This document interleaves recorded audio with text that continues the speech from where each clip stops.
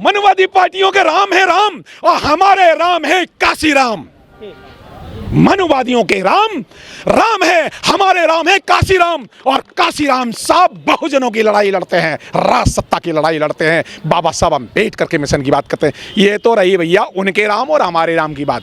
तो बहुजनों के राम पूरे भारत के 125 करोड़ बहुजनों के राम है काशी राम। जब से काशीराम जी गए ना तब से बीएसपी हारती जा रही है सर। कहाँ गए हैं? अरे मान्यवर काशीराम साहब 125 करोड़ लोगों के दिल में बसते हैं, हमारे दिल में बसते हैं, इन सबके दिलों में बसते हैं। मान्यवर काशीराम साहब, काशीराम जी ने जमीन तैयार जमीन तैयार करी थी काशीराम जी ने, जो धरोहर खड़ी करी थी बीएसपी के रूप में। काशीराम जी के जाने के बाद में बीएसपी हारती जा रही लगातार। वो तो उनकी बोई हुई जमीन पे आपने राज कर लिया 4 बार। पहली बात तो मान्यवर काशीराम साहब कहीं नहीं गए। अरे वो अब जमीन करने लगे। यही तो बाबा साहब की ताकत है। जो मान्यवर काशीराम साहब का विरोध करने वाले जो आप पार्टी जैसे ये लोग, यूथ फॉर अनइक्वालिटी के लोग, ये आजकल मान्यवर काशीराम साहब की तस्वीरें लगाई। यही तो मान्यवर काशीराम साहब की ये विचारधारा का सवाल है। अब बाबा साहब अम्बेडकर को और मान्यवर काशीराम साहब ये अब सभी के, एससी के, एसटी के, ओबीसी के, माइनॉरिटी के, सबके लीडर हो गए हैं। ये तो बड़ी खुशी की बात है। अगर अखिलेश जी संविधान उठा करके जय जय जय जय जय भीम करने लगे, ये तो अच्छी बात है। या आरजेडी वाले अगर जो बहन जी कह के आ जाओ बहन जी, हमें जरा बिहार में हमें हमारी गाड़ी सत्ता में लगवा दो। आपको पता है बहन जी ने क्या बहुजन विचारधारा की बीएसपी ने कितनी तरह से, जब कांग्रेस ने बहन जी को सम्मान नहीं दिया ना 2024 में, जनवरी 2024 में, तो फिर क्या हुआ? कांग्रेस को पुलंदा बंद कर दिया राजस्थान से, कांग्रेस का पुलंदा हमने बंद कर दिया हरियाणा से, कांग्रेस को बर्बाद कर दिया दिल्ली से, कांग्रेस तो यूपी से पहले ही बर्बाद होगी, कांग्रेस को देश भर से। मनुवादी पार्टी कांग्रेस और बीजेपी दोनों हैं। मनुवादी पार्टियों, हमारा संघर्ष मनुवाद से। पार्टियां आती जाती रहती हैं। बीएसपी के परिवार में संघर्ष चल रहा है। बहन जी ने भाई को कर दिया इधर उधर और भतीजे से सारे पद ले लिए। परिवार में सब टूट फूट हो रही है। वो कह रहे दूसरे लोग कि हमारी पार्टी में आ जाइए, भतीजों को बुला रहे हैं वो।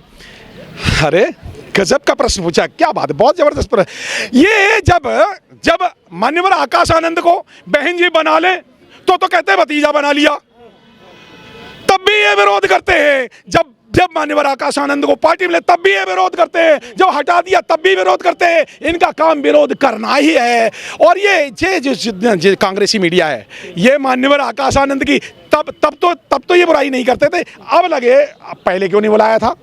पहली बात, सवाल बताइए क्या है? ये बहुजन समाज पार्टी जो है ये आंदोलन है, इसमें कोई भी घर का या भाई भतीजा का मामला नहीं है। मान्यवर काशीराम साहब ने क्या अपने भतीजे को बनाया?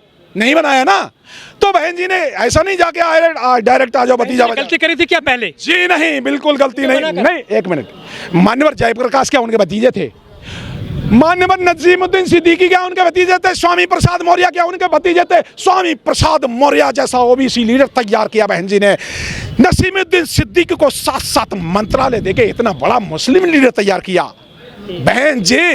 राम प्रकाश राजभर से लेकर के कितने सारे ओबीसी, ये बहुजन समाज पार्टी नेता बनाने की फैक्ट्री है। तो अगर एक घर का बच्चा अगर पढ़ा लिखा लंदन से बच्चा आता है, अगर उसको अगर पार्टी में काम करने के लिए अगर जगह दे दी तो दिक्कत क्या हुई? अगर कांग्रेस अपने राहुल गांधी, सोनिया गांधी, ये 3 पुश्तों 4 पुश्तों से अपने बच्चों को अगर दे रहे हैं, अगर बहुजन समाज पार्टी का एक बच्चा अगर आंदोलन में अगर आ गए, आकाश आनंद जी काम करने, इसमें बुराई क्या है? बाबा साहब का आंदोलन दिन प्रतिदिन बढ़ता ही जा रहा है। अब बाबा साहब का कारवां सामाजिक आंदोलन का कारवां, राजनीतिक आंदोलन का कारवां और धार्मिक आंदोलन का कारवां, तो वो प्रतिदिन बढ़ रहा है। अब कौन से कारवां की बात कर रहे हैं? काशीराम जी ने चलाया था साइकिल पर। काशीराम साहब ने राज सत्ता का कारवां चलाया था और वो राज सत्ता का कारवां उत्तर प्रदेश में 4 बार सरकार बना चुका है, अपने दम पर सरकार बना चुका है। हाँ, आज राजनीतिक परिणामों की अगर आप बात कर रहे हैं, वहाँ जरूर थोड़ा सा कमी आई है। 2012 के बाद में क्या रुक गया है कारवां काशीराम जी का? जी नहीं, मान्यवर काशीराम साहब का कारवां एक सामाजिक आंदोलन है।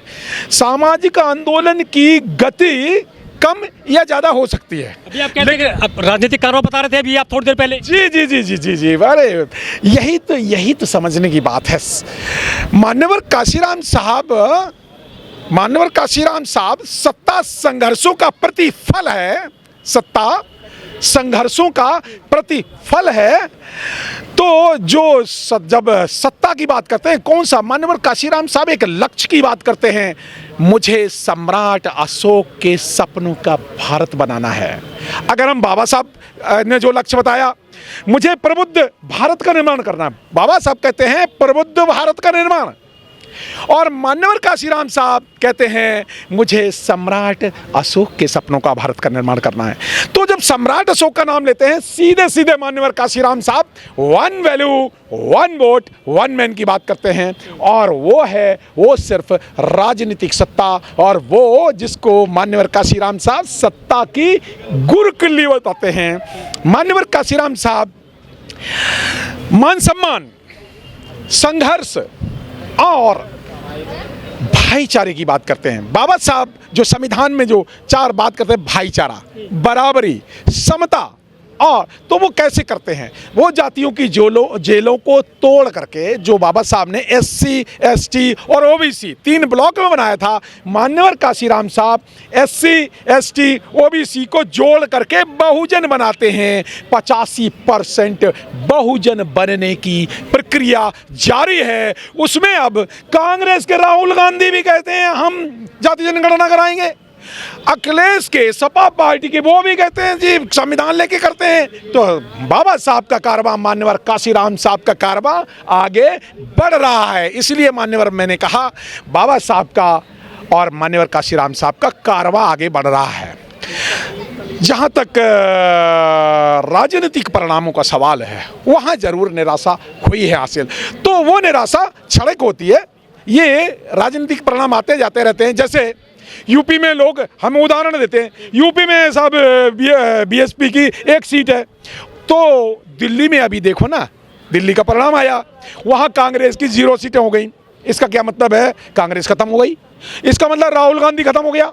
इसका मतलब पूरे भारत से, दिल्ली से कांग्रेस की सत्ता खत्म हो गई। जो लोग ये कहते हैं कि BSP यूपी से खत्म हो गई, मैं उनसे पूछता हूँ, क्या दिल्ली से कांग्रेस खत्म हो गई? हाँ भाई, कांग्रेस की 0 सीट आई है, नहीं आई?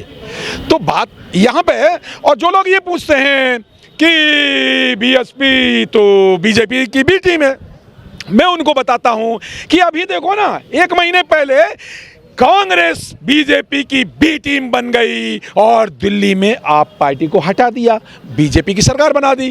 कांग्रेस हरियाणा में BJP की बी टीम बन गई और खुद ना होकर के BJP को सत्ता दिला दी। कांग्रेस राजस्थान में BJP की बी टीम हो गई और वहां पे BJP को सत्ता दे दी। कांग्रेस मध्य प्रदेश में BJP की बी टीम हो गई। कांग्रेस महाराष्ट्र में BJP की टीम, हरियाणा में BJP की टीम, दिल्ली में BJP की टीम, पूरे भारत में कांग्रेस BJP की बी टीम है।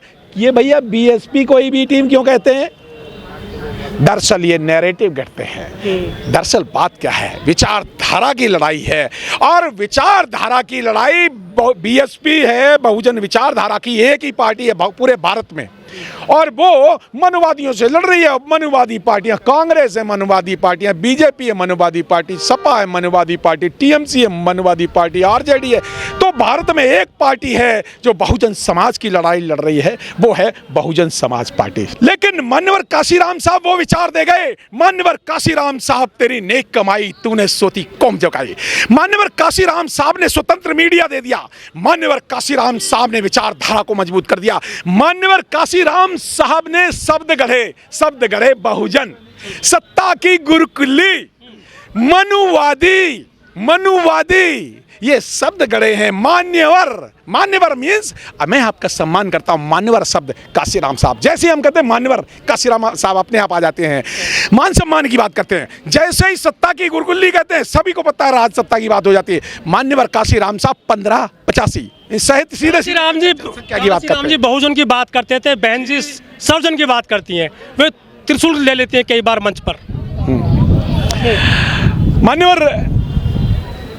मान्यवर काशीराम साहब का बहुजन, मान्य बुद्ध का बहुजन, और जो BSP का बहुजन, सर्वजन की बात करिए। जी जी जी जी जी जी मैं वही तो समझाने की कोशिश कर रहा हूँ कि ये आपका चैनल है, देश भर में जाता है, तो देश भर के लोग सुन लें।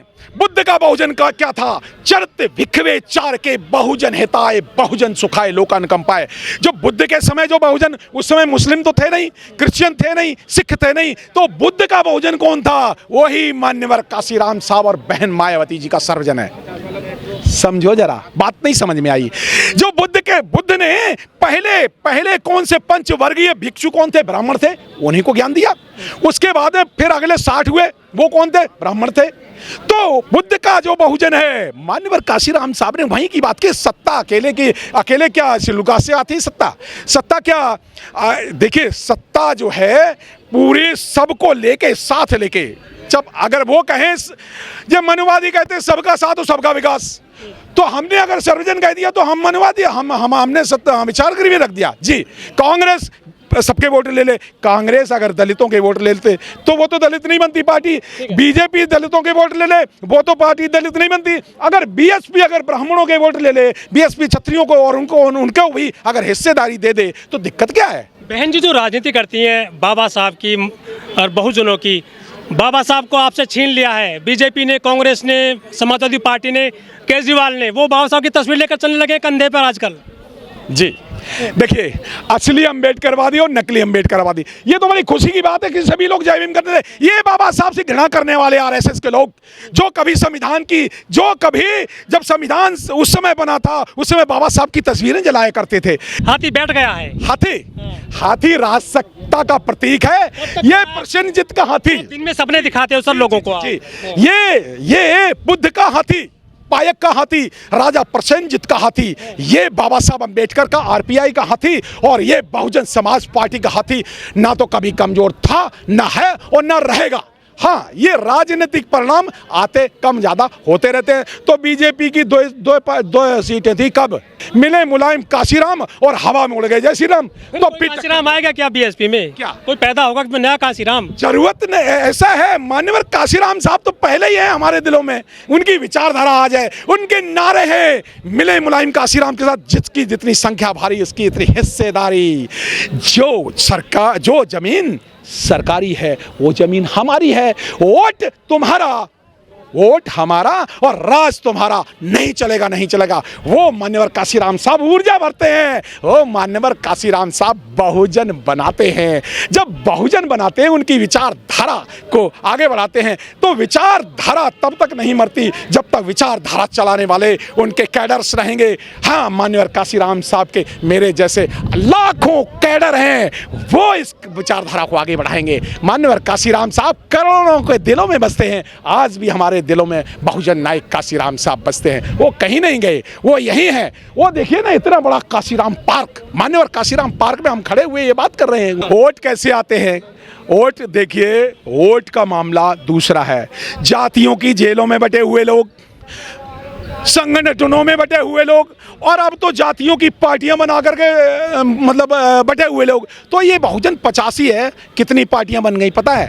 कांग्रेस और बीजेपी। अब तो वो एक चमारों की भी कोई पार्टी बन गई। मैं नाम नहीं लेना चाहता, अच्छा नहीं लगता।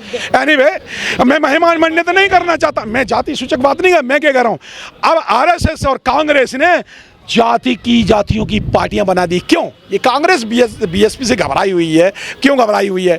मेरा सेंटेंस नहीं है, मेरा सेंटेंस नहीं, मान्यवर काशीराम साहब का सेंटेंस है कि बहुजन समाज पार्टी आगे आने वाले समय में सभी मनुवादी पार्टियों का सिरदर्द बनेगी।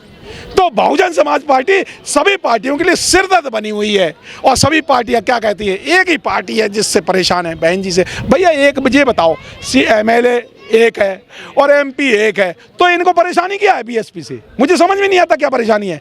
दरअसल परेशानी है विचारधारा की। बाकी सभी पार्टियां मनुवादी विचारधारा की हैं और बहुजन समाज पार्टी मान्यवर काशीराम साहब की बहुजन विचारधारा की है। जी मान्यवर, सबको जय भीम। आप सबका कल्याण हो, आप सबका मंगल हो। जय भीम।